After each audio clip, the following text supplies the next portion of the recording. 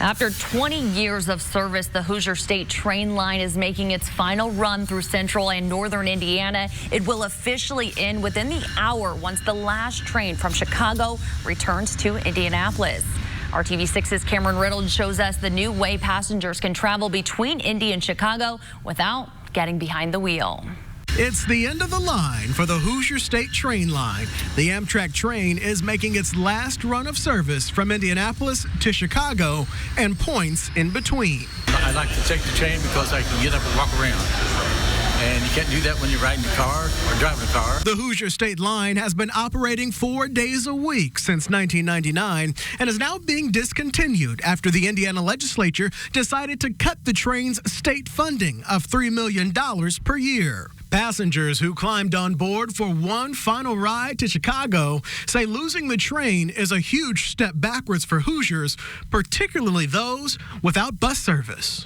Indiana is really suffering a loss along communities of the line, especially, Lafayette, Rensselaer, places that are, really small, don't have, necessarily good access to big cities without using I-65. It's just really disheartening to see the government not really care about these small cities. As the Hoosier State line makes its final run down the tracks tonight, a new option called Our Bus rolls into town tomorrow.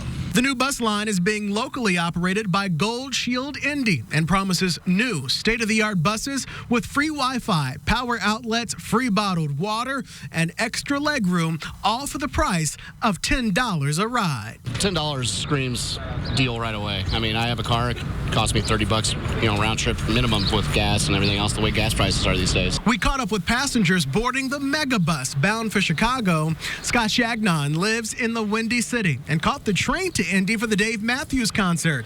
Today, he heads home with one less way to get around than when he arrived. It was kind of upsetting that I couldn't take a train back. I had to take a one-way and then have to figure out a new way home. As passengers look for another ride home, they say it's the small things like a good price and power plugs that make for a smooth ride. So you could leave tomorrow at 7:30 for $10.